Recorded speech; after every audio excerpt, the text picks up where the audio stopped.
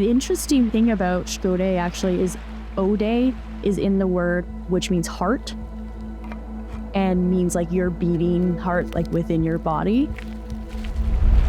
There's teachings about the heart within our big drums that we use at powwows and for singing and dancing. When drums are beat, that sound it makes is supposed to sound like your heartbeat.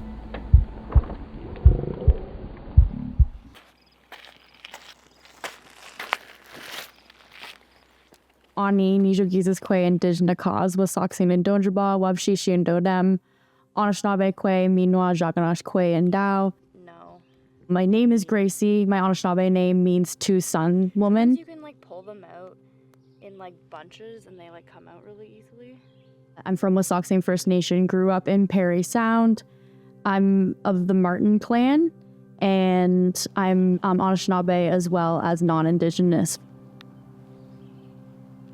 Growing up in Parry Sound, my connection to land and culture are really intertwined. I grew up through my mom within ceremony because my Nana was a residential school survivor and was still reconnecting and revitalizing what she knew about the area and her connections with family. Right now, I'm a student at the University of British Columbia in the Faculty of Forestry, and I am doing my master's in science within the field of fire ecology. I'm looking at culturally significant plants and native plants and how they interact with low-intensity fire in hopes that cultural burning can be revitalized. Bogs and wetlands in British Columbia. Just through colonization and different laws that were put into place across Canada, especially for Indigenous people to not be using fire. A lot of the Anishinaabe found different areas to burn so they'd have blueberries. It's misunderstood because it's seen through media as being really, really harmful.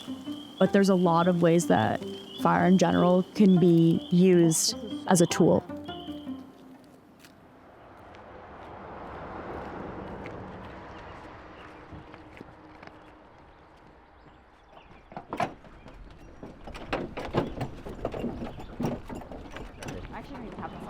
I'm Kyra Simone. I'm a PhD student in the McMaster Ecohydrology lab. As a whole, we look at how water fluxes interact with the landscape, interact with habitat.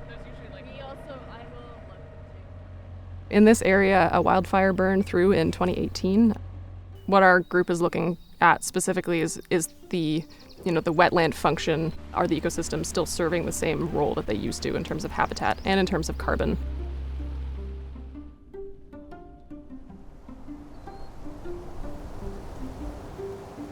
So part of our work with species at risk, and especially turtles nesting in the area, is that a lot of the soil depth was lost during the fire, so there are actually a lot fewer sites available for nesting.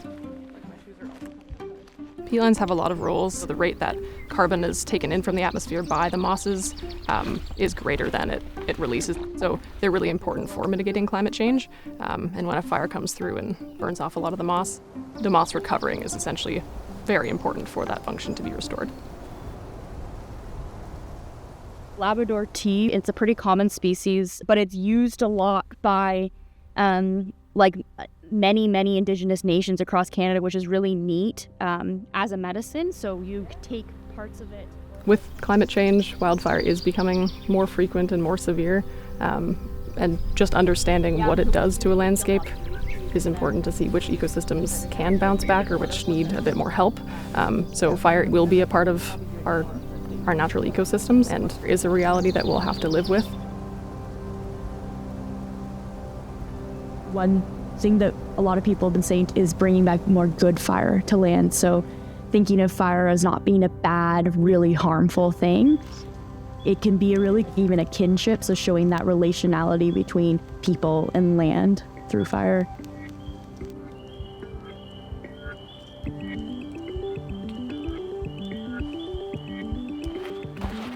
For Anishinaabe, we believe we're all connected. So meaning rocks and plants and trees and water, and us as humans are in there to help steward all of those things. My hope for the future is just validation of Indigenous ways of knowing and science, and wanting to make sure that that's carried forward and through future generations, and that we're going to be able to continue to revitalize it.